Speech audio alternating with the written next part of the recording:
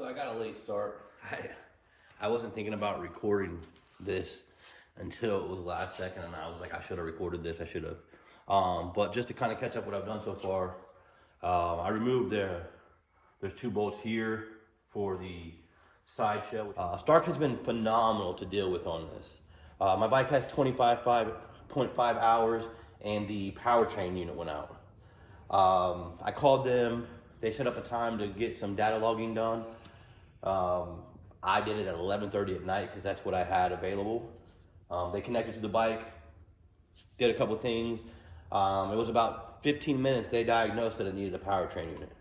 Now I do have a new powertrain unit that they sent me. And what I'm most excited about is that it's a Gen 2.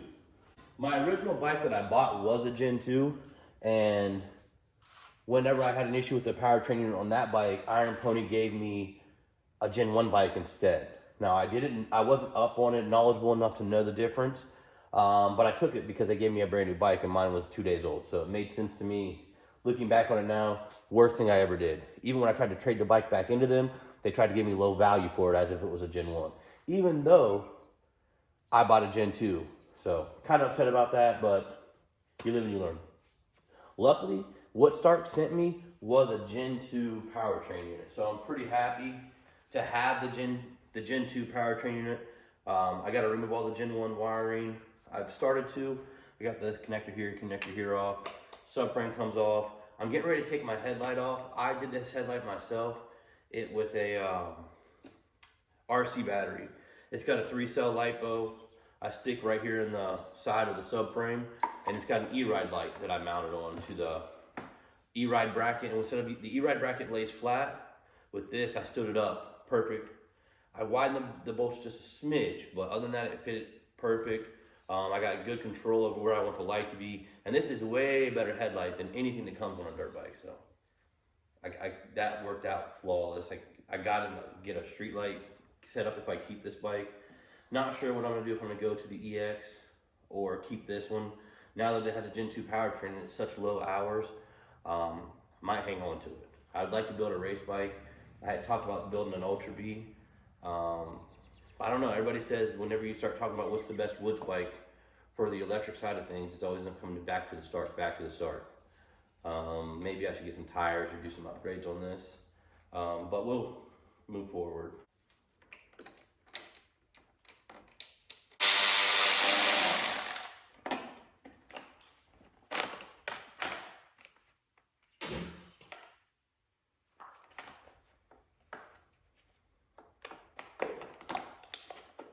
Now I am not a mechanic, so I'm a normal Joe doing this in my garage.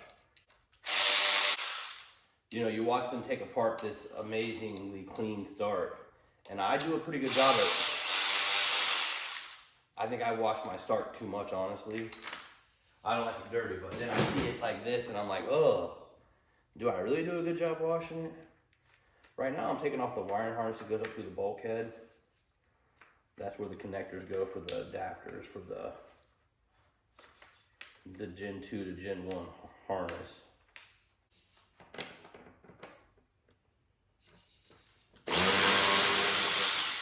These locks got dirt and stuff in them, so they're not coming apart quite as good.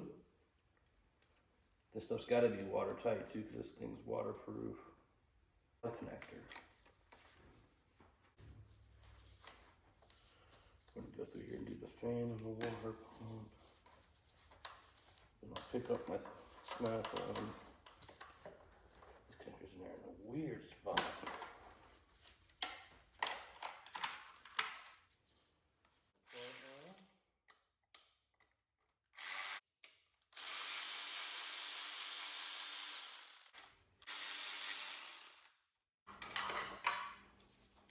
So I got the Gen 1 harness removed. These are the connectors that go up by the neck of the bike, the main brain. Then these go to the water pump. I think this is another unit back here for the charging unit.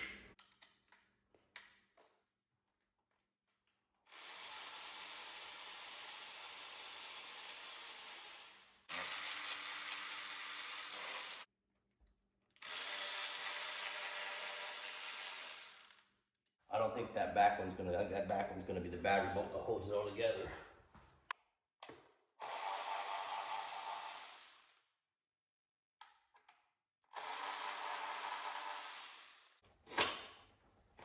Yeah, that's what I thought. Okay, let's try this. Whew.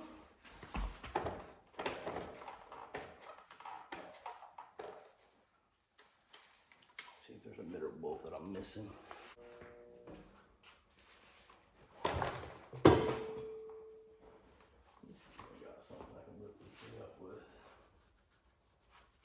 Gotta improvise. I gotta get this bike up in the air somehow. We'll figure this out. Off there. It's hitting the fender.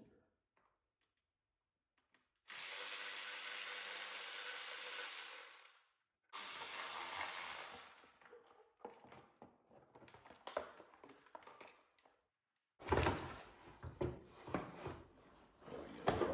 Now.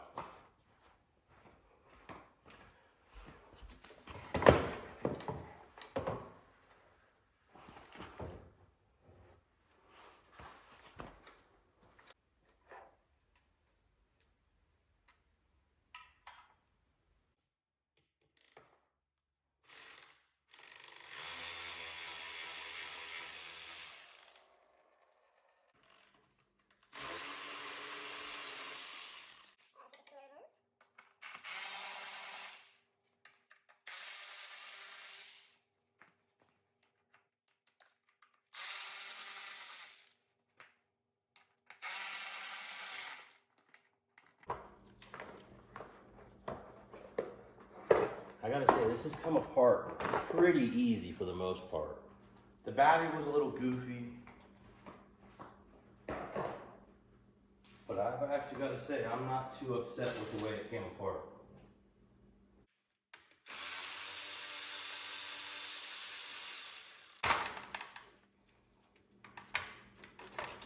All these bolts, I don't know if you can see them, but they're slotted. So there's only been one or two of them that haven't been like that. Makes it super easy to take it apart. You don't need to have two tools.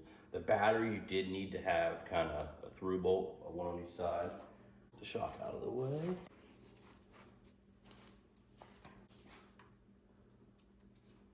I'm gonna go ahead and take the coolant hoses loose. Finally.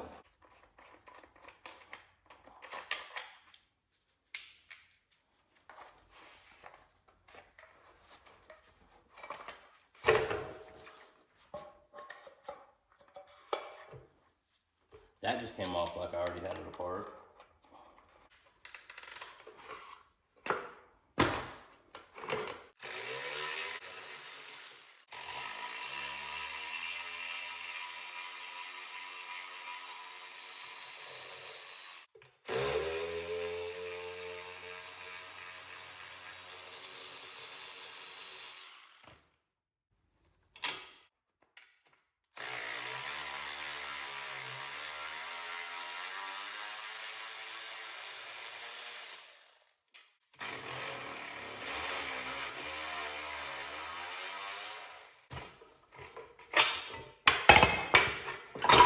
I guess I probably forgot that.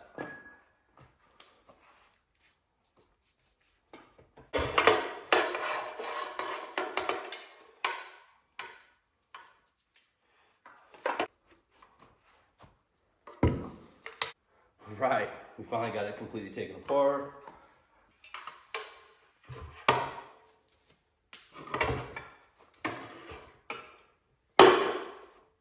Here's the Stark Varg. All right, I'm gonna pull over the Gen 2 control unit. I'm just gonna match them up. I'm gonna take some pictures, kind of see where it goes, see what I need to do to transfer, if there's anything I need to transfer. The shipping and the packaging on this was so amazing. There she is. So I'm gonna try to pull this off by myself. Looks like in the video they do need somebody to hold this thing. I got a piece of wood on this side of it, kind of offset the gearbox here.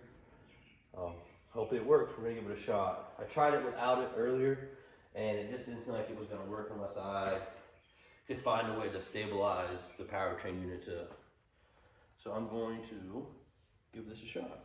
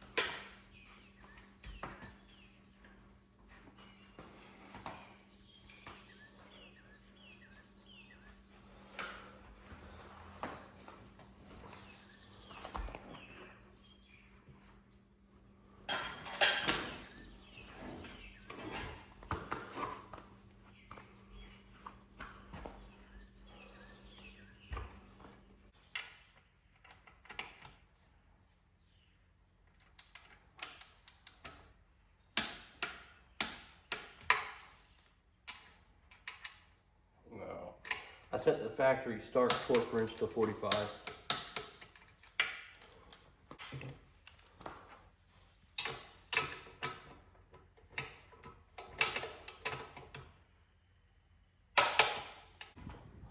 Alright, wait for our click. I know the upper mount is a shock mount as well.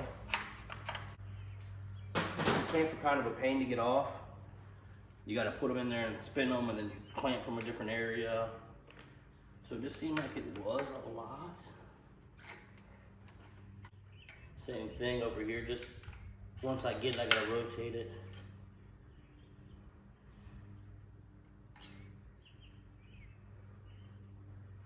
All right, now next thing we're gonna do is the subframe.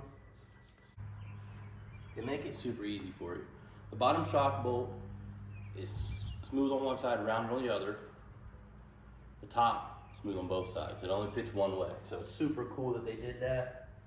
Makes it easier for a guy like me who doesn't really pay attention to the instructions. Starts the pros. I'm just a Joe.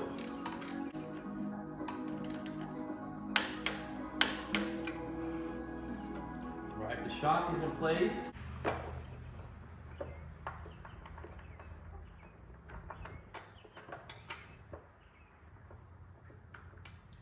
I'm going to loosely start all these bolts for this fender. These bolts have a shoulder, so I don't want to take a chance of running them all in with it off center and it not centering. So I don't know if you can see, but please excuse a dirty hand. There's a shoulder right here.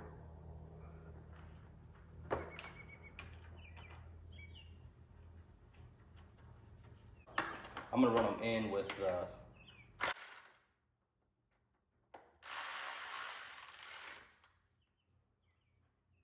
that it fits. Just like right here, I'll pull this out and it pops out.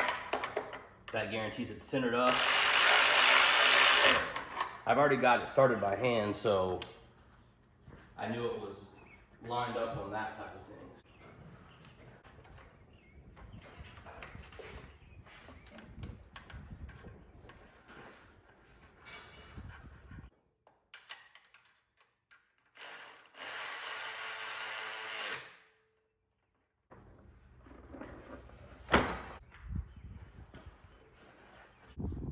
Best way is to grab by the axles.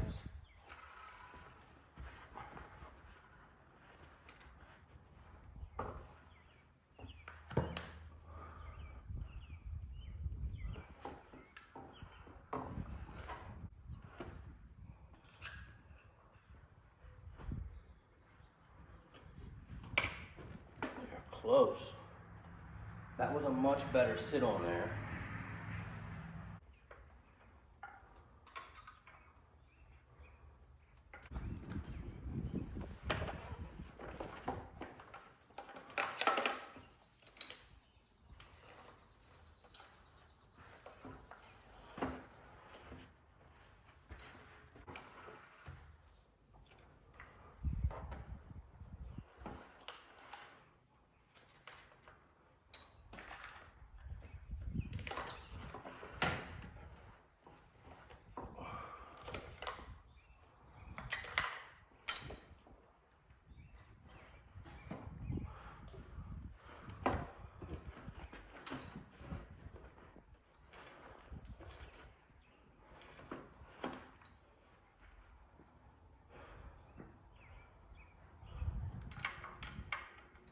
got everything out of the way.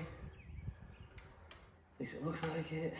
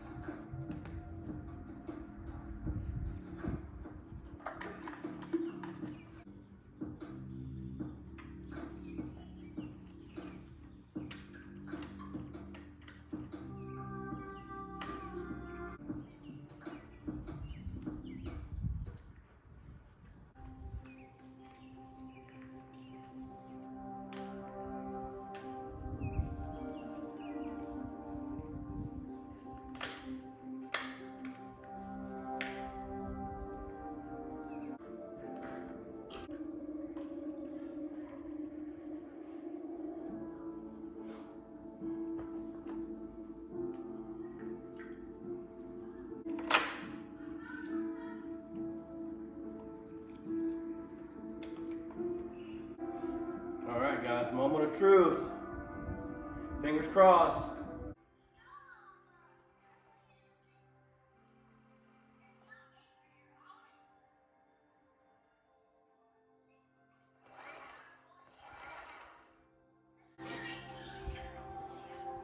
It worked. This is brass, so I don't want to.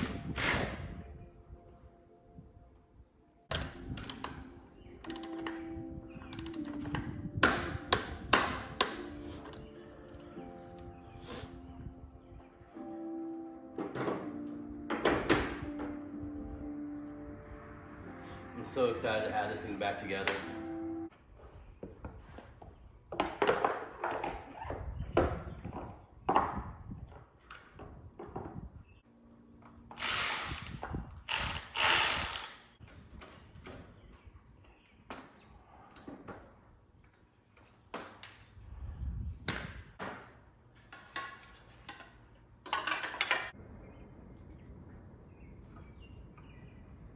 I'm gonna do the subframe the same way I did the rest of the stuff. Is I'm gonna get the stuff just started. A lot of these bolts in this subframe are shouldered, and I don't want to crack this subframe, so I'm gonna be very different about it.